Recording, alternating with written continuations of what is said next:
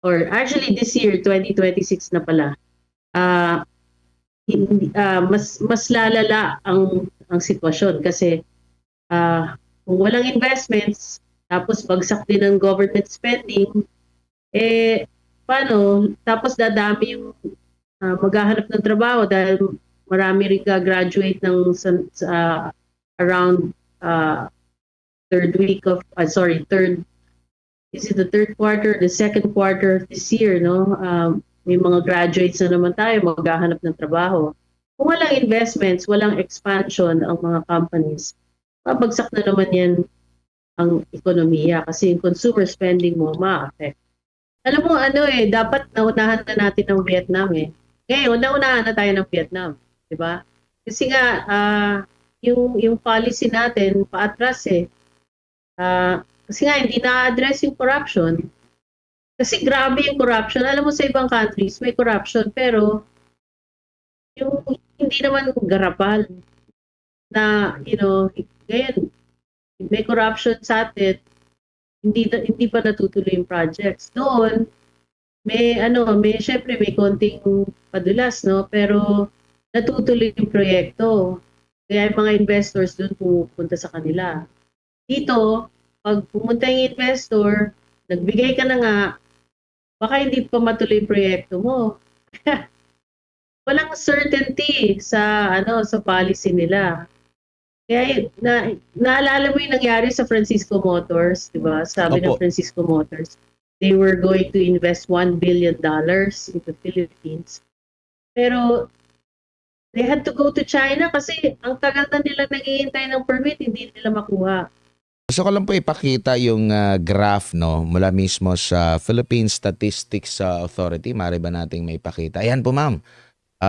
Yung pinaka nasa leftmost is ano yan 2018 to 2019 na first quarter at biglang bumagsak tayo which is panahon niya ng pandemya at umangat tayo nung natapos na yung pandemya hanggang sa 12 at sa sunod-sunod na yan nung nagpalit na po ng administrasyon parang dito na nag-umpisa na pababa na yung trend po no at ang pinaka-latest nga is yung nasa pinaka-kanan nasa 3 ang paglago ng ating ekonomiya sa last quarter. Kumbaga ang average po for last year ayon dito sa PSA is nasa 4.4%. Tingin nyo po, itong ganitong klase ng graph po ma'am, ganito din yung performance ng iba pang mga syudad after po ng, syudad, mga bansa after po ng pandemic, lalo na yung mga kapitbahay po natin, ma'am Cora.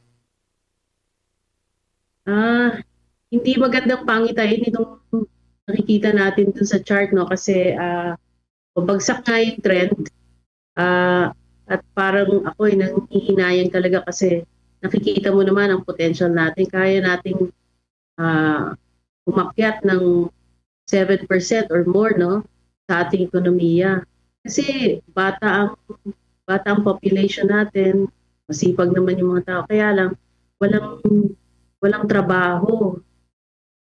Kasi nga unang-una yung dapat na mapunta sa infrastructure naging ghost project. So anong trabaho binibigay noon? Wala. Yung investments naman, bumagsak, di ba? So in fact, yung fourth quarter, bumaba na siya ng 7.2% in gross domestic capital formation, which is equivalent to fixed investments. No? This is one of the worst investment numbers I've seen in a long time. So wala ring trabaho dahil dyan. So ang nakikita ko dito, parang talagang outlier tayo sa Asia no na yung ibang countries umaakyat ang ekonomiya nila, tayo bumababa. So swerte na lang talaga na meron tayong OFWs na nagpapadala ng pera dito sa Pilipinas kasi sila na lang yung nagdadala ng growth kaya makikita mo medyo okay pa yung services tapos at saka medyo nagulat din ako kasi mataas ang exports no. Maaari siguro dahil mura ang piso, so nagkakaroon ng incentive yung iba na bumili dito kasi mas mura ang produkto natin compared sa ibang bansa. So, hindi magandang pangitain to kasi ang nakikita ko next year or actually this year, 2026 na pala, ah, mas lalala ang sitwasyon kasi kung walang investments, tapos bagsak din ang government spending, eh, paano? Tapos dadami yung maghahanap ng trabaho dahil marami rin graduate sa around uh, third week of, third, is it the third quarter, the second quarter of this year, no? May mga graduates na naman tayo, maghahanap ng trabaho. Kung walang investments, walang expansion ang mga companies, babagsak na naman yan ang ekonomiya kasi yung consumer spending mo ma-affect. Opo. Dito po sa datos mula mismo sa Philippine Statistics Authority, ang industriya po natin, sinasabi dito, industry declines in fourth quarter no ng 2025. Basahin ko lang, industry sector declined year on year by 0.9% in the fourth quarter of 2025, bringing the full year growth to 1.5%. Construction, which contracted 7.1%, was the main contributor to the industry's decline. Kumbaga, ito ba yung ma'am, ano bang basa nyo rito? Dahil ba Yan nga yung, nagtipid ba tayo? yan nga yung sinasabi ko, di ba, na walang construction eh. Sabi nila, may flood control, may ganyan, whatever. Wala, hindi napunta sa projects kasi binulsa. Kaya yung construction mo, bumagsak by 42%. That's a lot. Okay? 42% ang binagsak. So hindi na pupunta sa projects talaga yung pera, kundi maaari din kasi sabi ng secretary, no, sabi niya nagbawas daw ng spending ang government. Ang tingin ko napilitan silang magbawas pero yung totoong mga proyekto na dapat ginawa hindi ginawa. Kaya ganyan bumagsak talaga yung construction. Opo, tsaka balita ko nga din po ma'am na parang binabaan din nila yung kanilang projection po. Dahil nga dito sa naging output natin sa nakalipas na for the next years natin na target po. Yung target pala yung binaba natin. So, kumbaga parang doon pa lang sinadya nila yon para at least kung ano man yung magiging resulta, baka makalimutan ng mga tao na ito yung ating kung ma-meet ba nila, pero mababa yung target. Yung target, oo. Yun nga yung sinasabi ko, ang potential natin 7 to 8%. Kaya pa nga mag 10% yan kung talagang napupunta sa mahusay ang pera, no? Kasi may pera naman, hindi lang nagagastos ng mahusay. So, ibababa nila yung target sa 4%. Mamimit, baka hindi pa ma-meet yan baka mag 2% lang yung ekonomiya natin. At the rate it's going right now, mahihirapan tayo mag 4% kasi nag 3% na nga yung fourth quarter. Alam mo, ang fourth quarter, normally, mataas yan kasi may holiday spending, mas maraming remittances na pumapasok kasi nagpapadala ng remittances ng pera, yung mga OFWs para sa mga paghanda ng mga relatives. So, normally talaga mas mataas ang fourth quarter nag 3% lang So, ano pang may expect natin ngayong first quarter of 2026? And it's still coming from a high base kasi if you look at the first quarter of last year, medyo mataas pa yung growth niya. So, hindi ako talaga, I'm not optimistic at this point given the investment and infrastructure condition of the country. Opo. Ma'am, balikan ko lang yung graph natin, yung pinakaunang graph natin na ipinakita, ma'am. Kasi yung pre-pandemic, pwede ba nating maipakita mo na yan? Bago yung pagbagsak, ma'am, kasi yan yung pandemya na, ma'am Pero bago yung pandemic, nabanggit mga sa previous natin na mga interviews na napagkaitan tayo, no? Sayang yung nung panahon ng pandemic, no? Maganda na yung performance ng Pilipinas. Parang bumalik dapat nga na tayo nasa level na tayo ng sumipa na tayo pero parang bumabalik tayo before pa ba ng pre-pandemic? Alam mo ano dapat naunahan na natin ang Vietnam eh. Ngayon, naunahan na tayo ng Vietnam, 'di ba? Kasi nga yung policy natin paatras eh. Kasi nga hindi na-address yung corruption. Kasi grabe yung corruption. Alam mo sa ibang countries may corruption pero yung hindi naman garapal na ngayon may corruption sa atin, hindi pa natutuloy yung projects. Doon may syempre may konting padulas no, pero natutuloy yung proyekto. Kaya yung mga investors doon pupunta sa kanila. Dito, pag pumunta yung investor, nagbigay ka na nga, baka hindi pa matuloy yung proyekto mo. Walang certainty sa policy nila. Kaya naalala mo yung nangyari sa Francisco Motors, 'di ba? Sabi ng Opo. Francisco Motors, they were going to invest $1 billion into Philippines. Pero they had to go to China kasi ang tagal na nila naghihintay ng permit, hindi nila makuha. So it's a grave disincentive or great disincentive for investors pag yung red tape mo, maraming red tape at saka yun nga, maraming padulas, no? So, it's going to be very expensive for investors yung pagpasok nila, yung initial cost of doing business. Opo, nabanggit nyo nga yung sa recent lang no, na pahayag ng Francisco Motors na sinasabing ano ito $1 billion para sa Yes. Philippine Ecozone Project. Delay nga, parang nakikita niya sa China na lang at sa Estados Unidos. Baka kasi walang makurap kaya siguro hindi na At napagbigyan. saka tingnan mo naman yung implication yan. Ilang trabaho ang nawala dahil hindi pumasok yung investment dito. Sana, di ba, nabigyan ng trabaho yung mga Pilipino. Hindi tuloy nabigyan ng trabaho kasi wala na yung investor eh.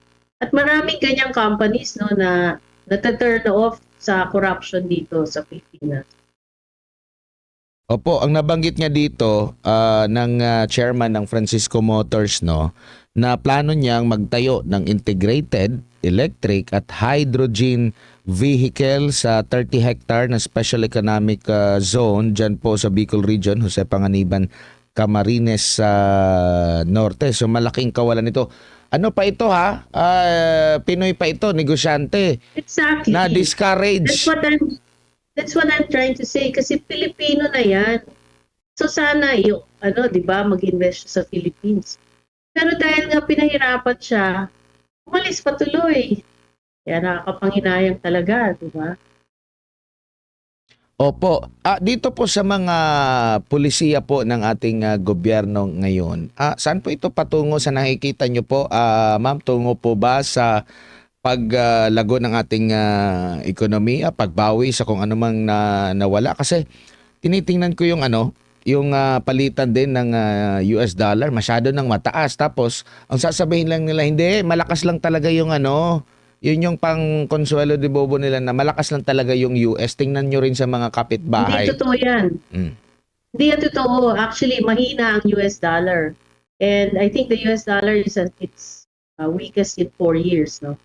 So, kumbaga, double whammy tayo. We're against a weak dollar, tapos weak pa yung peso. So, ganun naka-weak yung ating currency. It's a double whammy. So kumbaga dapat pa nga tayo dapat na samantalahin yun kung mahina yung dollar. Pero ang naririnig Oo. natin na hindi, tingnan nyo yung sa ibang bansa, ganun din, mababa din yung currency nila kasi malakas lang ang dolyar. Alam mo, galing lang yung kapatid ko sa Thailand. Mhm. Okay? Sabi niya, mas mura na ngayon dito sa Pilipinas mabili kasi yung currency ng Thailand malakas. Opo. Sige po. So, ganun. Kasi yung brother ko galing sa US yon. So, yung dollars nila, sabi nila, yung dollars nila, mas maraming nabibili dito sa Pilipinas kasi mahina yung currency natin. Sa Thailand, mas malakas. So, yun yung parang for me, that's, proof enough na ibang bansa, malakas naman ang currency. At saka yun nga, sa akin, mahina na nga yung US dollar, mahina pa yung currency natin. Anong proof na mahina ang US dollar? bakit sumisipa ang ginto ngayon? Ang mahal na ng ginto, $5,500 dollars per ounce na. Galing yan sa around 2,500 last year. No? Opo. So, ang lakas ng ginto, mahina ang dollar. Opo.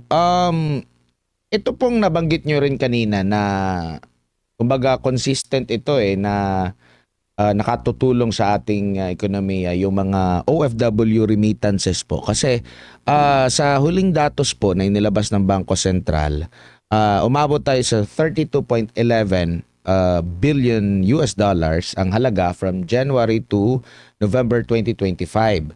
Mas mataas ito compare sa 31.11 billion pesos noong January to November 2024. Itong ganitong kataas po na remittance, ma'am, kung maganda ang takbo ng ekonomiya dito sa Pilipinas, mas malaki pa yung pagganda ng ating ekonomiya. Kumbaga, nahahatak lang din yung ating ekonomiya dahil kahit na gaano kalaki siguro, pero mahahatak din ng iba pang mga factors po sa ating bansa. Kaya nangungulelat pa rin yung ating ekonomiya. Actually, magpasalamat tayo sa OFWs. Alam mo kung bakit? Kung wala sila, recession na tayo eh. Kasi kung titignan mo, yung flow ng money nila, yan ang nagsusupport na lang sa consumer spending. Kasi nga, walang trabaho from the government, wala rin trabaho from investment. So, saan nagagaling yung pera na ginagastos ng, ng maraming tao? Malamang sa OFW remittances. Ganyan. Kasi, for many years na talagang tumataas ng pinadadala ng mga Pilipino dito sa ating bansa. Sa ating bansa galing sa kanilang mga trabaho. Ang kaigihan naman sa mga Pilipino, napaka-loyal talaga nila sa Philippines at sa mga pamilya nila. No? Kasi yung ibang workers, overseas workers from other countries, no? Hindi sila ganun kalakas magpadala. Pero ang mga Pilipino, hanggat kayang ipadala lahat ng sweldo nila, papadala nila dito. At the other phenomenon is because they cannot find jobs here dito sa Pilipinas, gagawin nila, alis sila, naghahanap ng trabaho. Kaya tumataas yan eh. Tumataas kasi dumadami yung mga Pilipinong nagtatrabaho abroad. Ang nakakapanghinayang, isa pang nakakapanghinayang, pinapaaral natin itong mga Pilipinong ito, nag-invest tayo sa education nila, pero sinong nakikinabang? Yung ibang bansa. Kaya mas lalong nakakahinayang. Opo, at based nga dito sa datos ng Bangko Sentral, ma'am, mga remittances mula Estados Unidos ang pinakamataas. Sinundan ito ng Singapore and Saudi Arabia. Pero ma'am, sa pag-aaral nyo po, kung marami po tayo mga OFW, mawawalan tayo ng mga professionals o mawawalan tayo ng workforce dito sa Pilipinas. Kasi nga nakita natin ganito pala kalaki, baka magpadala na lang tayo ng mga OFW. Healthy rin po ba yan, ma'am, sa atin pong ekonomiya dito sa panloob din? Asa na lang tayo kasi malaki yung contribution po ng mga OFW. Hindi nga healthy yan eh kasi nauna yung mga families na nahihiwalay sila eh, yung mga parents nahihiwalay sa mga anak. Kakaroon tayo ng social restructuring, no? So, ang nangyayari na be-break ang families. Pero alam mo, may threat ngayon eh kasi because of geopolitics, nagkakagulo sa Middle East. Sabi mo, maraming remittance galing sa US. Ang tingin ko, mas maraming galing sa Middle East, pero yung pera nila dumadaan muna sa US. Kaya akala mo lang malaki yung contribution ng US OFWs.